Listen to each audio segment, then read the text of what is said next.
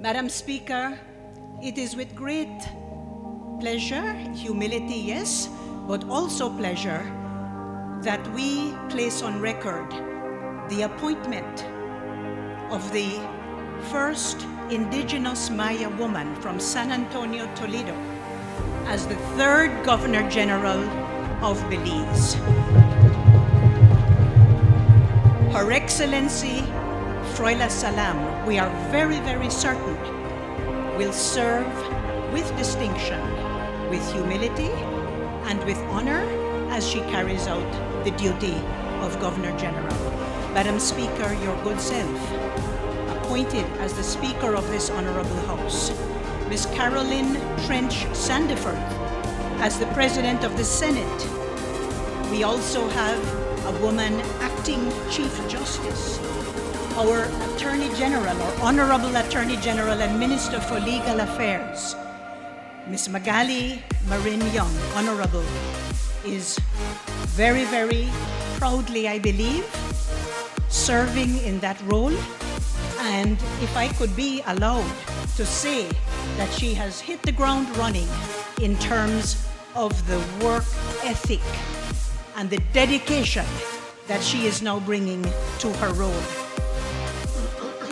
Madam Speaker, when you look at numbers and percentages, it is actually 40% of the opposition bench who are women, and that sounds wonderful, but it is a small number. On this side of the House, Madam Speaker, we are 7.6%. And I acknowledge my sister colleague, the Honorable Member for Corozal Bay, Honorable Elvia Vega Samos. We do hope, Madam Speaker, that we can bring more women to serve in elected office. It's an arduous task, but we will continue to work hard at it. As our Prime Minister and the member for Orange Walk Central has said to us, men do not so easily give up the power that they enjoy. Women do have to fight for it, struggle for it, and demand that power. And so I want to encourage our Belizean women to aspire for elected high office so that we can bring more of our numbers to serve in the National Assembly. Madam Speaker, there has been an unprecedented number of chief executive officers who are women. I pause to particularly recognize, I may be taking a little risk here in not calling other names who have served with distinction, but within the Ministry of Health, I really want to beg your indulgence to particularly recognize Dr. Melissa Diaz Musa, I believe, who has been doing an excellent job in her work in support of our Honorable Minister of Health and Wellness and Member for Cayo North, Honorable Michelle Shibat. Madam Speaker, we have had an unprecedented number of women serving on statutory boards and bodies in our country. The chairperson of the Social Security Board, the chairperson of the National Honors and Awards Commission, our chairpersons for the National Commission for Families and Children, our National Women's Commission, and our nominee for the National Council on Aging.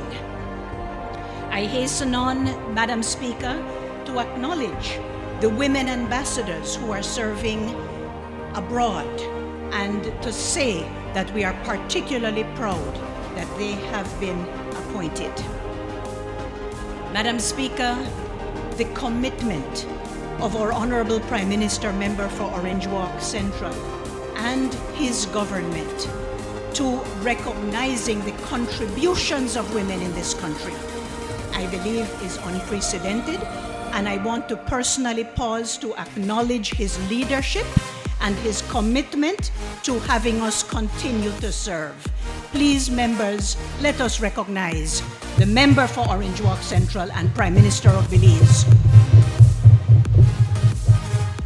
Last, but certainly not least, Madam Speaker, we recognize and acknowledge, and I think that it is cause for us to mark the appointment of Dr. Carla Barnett as the next Secretary General of CARICOM, a Belizean woman who we believe will serve our region very, very well.